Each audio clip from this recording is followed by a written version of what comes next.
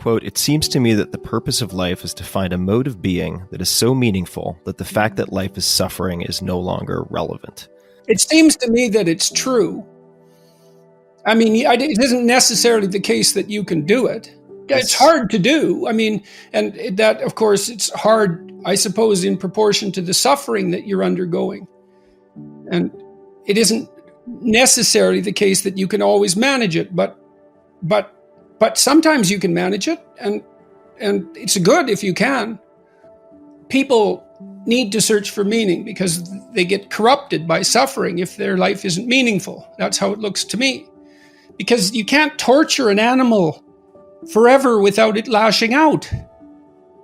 And so if your life is nothing, if there's nothing in it that speaks to you, there's still going to be suffering. You can't talk yourself out of that. And so then I see people tearing down traditional structures, let's say, or they're casual about them. Another rule in this new book is do not casually denigrate social institutions or creative achievement. Well, why social institutions? Well, I've counseled lots of people who were lost. And so if you came to see me and I was your therapist, I'm very practical. I'd say to you, okay, well, let's look at your life for a minute. Do you have an intimate relationship? What about your family? And that could be, married with kids, or it could be the family of your birth, your siblings and your parents and so on. How's that functioning? Do you have anyone there? Do you have a job, or maybe a career even if you're fortunate, but at least a job that keeps body and soul together and maybe where there's some chance of advancement and hope? Do you know how to use your time outside of work productively? Do you take care of your mental and physical health? Do you manage the temptations, drug and alcohol use and that sort of thing? Do you manage those temptations effectively? Are you educated? Are you as educated as you are intelligent? Have you? And those are standard patterns of activity in the world. Do you have kids? Do you have a wife? Or a husband? Do you have a job? I mean, it's mundane in some sense, and you can look beyond all those standard answers for meaning. But if you're overwhelmed by life, anxious and suffering, that's a good place to start. Put that together. Why? Well, the answer to that is because that's what people do. That's what people do. That's the best we've been able to manage. And if you don't have that, because you're a human being like other human beings, you're going to suffer for it. And so attacks on that, assaults on that aren't that helpful. I see this sometimes with young people when they're talking about getting married. We don't need to get married. We don't need a piece of paper. It's like, really? That's the depth of thought you've put into this? It's like you're not going to mark this permanence with conscious awareness and social celebration and the sanction of your community and a beautiful ceremony? That's just nothing? You're going to let that go? Well, what are you going to replace it with? Nothing. You can say it's I don't want to be married in a church. I don't believe in God. Fair enough, but good luck filling in the hole.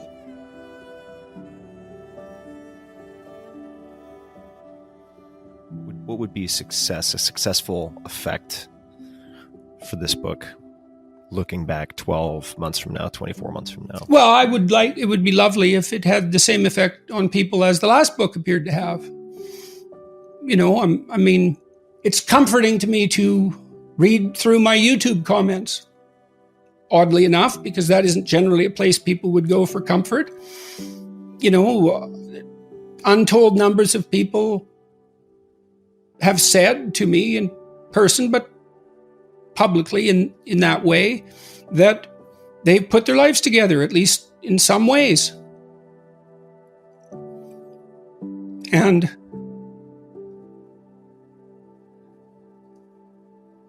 you talked about Viktor Frankl. When I wrote Maps of Meaning, I said, well, I was interested in malevolence. I was deeply affected by the accounts I'd read of what happened in the Second World War and in Germany and what happened in Soviet Union and in China. These horror shows that characterized the 20th century. Constrained malevolence. And so if you study malevolence, you start to understand what the opposite of that is. The opposite of malevolence is something like the hero's journey. And it's easy to be cynical about that, but well, it's not that easy, because if you're cynical about that, then you undermine your own life. And everyone knows this. This is the other thing that's so interesting. Everyone knows this. You never teach someone you love to lie. You're always appalled if you have a son or daughter. You're always appalled if they don't tell the truth. You know in the deepest part of your heart that if you don't tell the truth, the world falls apart. And that's actually true. I talked about unearned wisdom. It's no trivial matter to understand that. Dostoevsky said everyone is responsible for everything that happens to them and everything that happens to everyone else as well. And, that's an insane statement. And he was a very extreme person, but it's also true. And I think that's part of what people get a glimpse of when they have a hallucinogenic induced religious experience. It's like, there's a lot more resting on you than you think. And you know that. You don't wake up in the morning berating yourself for telling the truth. You wake up at 4 a.m. berating yourself for violating your conscience.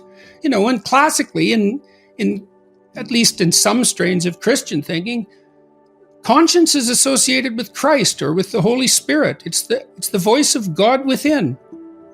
And I'm aware of all the criticisms of ideas like that, but it's really something that you can't control your conscience. So what is it exactly? It's not you. You're responsible to it. It holds you accountable. It transcends you. So what is it? Well, if you think it's nothing, well, violate it for a while and see what happens.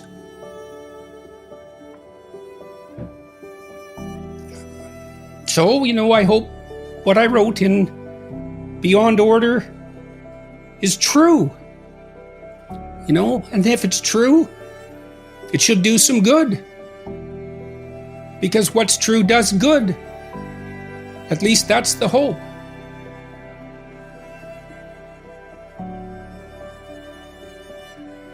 What advice do you have for a young man in his 20s?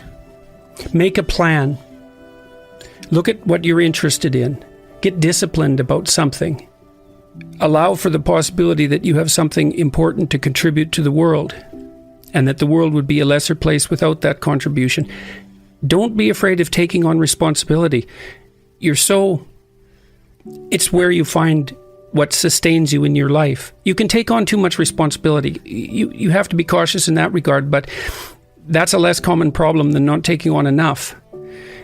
A lot of the things that people regard as traps are actually the means to their life. Often young people are afraid of commitment, for example, in the context of a romantic relationship, and because they feel that that's going to interfere with their pursuit of something more valuable. But that's just not the case. You're not going to find something more valuable in your life than a committed relationship with someone that you love, that sustains itself across time, and that in all likelihood produces children. That's life. And there may be people for whom avoiding that is the better route, but those people are very rare, and you need a real reason to assume that you're one of those people. And hopefully for you, you're not. I've had a very good career, a very meaningful career in multiple dimensions, and it's still been the case for me that the most important part of my life has been my intimate relationship with my wife and my family. So don't be afraid of that, or be afraid of it, but don't let that stop you from pursuing it.